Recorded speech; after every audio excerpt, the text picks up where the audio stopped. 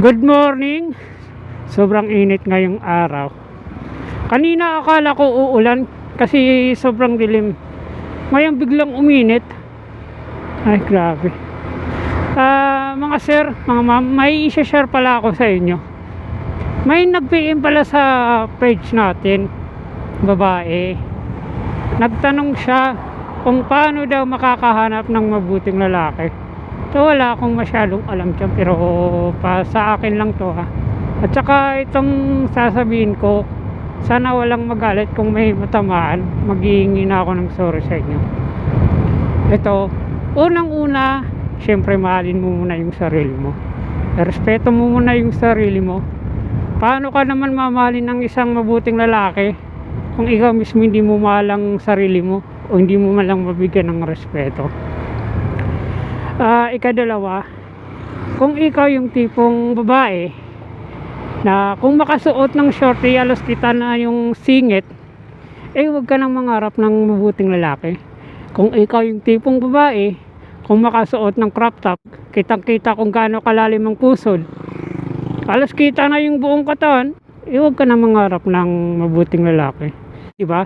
Hindi ko naman sinasabing lahat ng sumusuot ng ganyan masamang babae, pero nasa Pilipinas tayo. Alam nyo yan kung anong ugali ng mga Pilipino. Hindi ko na kailangan ipaliwanag. Ito pa. Kung ikaw yung tipong klaseng babae na tuwing gabi nasa gimikan kasamang mga barkada para mag-inom, huwag ka na maghanap ng mabuting lalaki.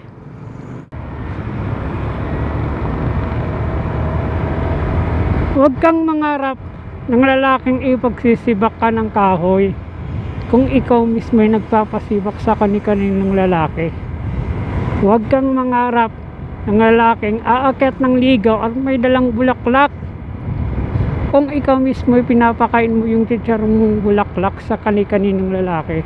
Wala sanang magagalit sa sinasabi ko, pero kung may matamaan man, sorry, maghihingin ako ng sorry. Pero totoo to, mga ma'am, mga sir. Ikaw mismong babae, syempre ayaw mo magka-asawa ng lasinggero. Ganon din kami. Sino ba naman kasing mabuting lalaki mangangarap ng mga ganyang klaseng babae, di ba?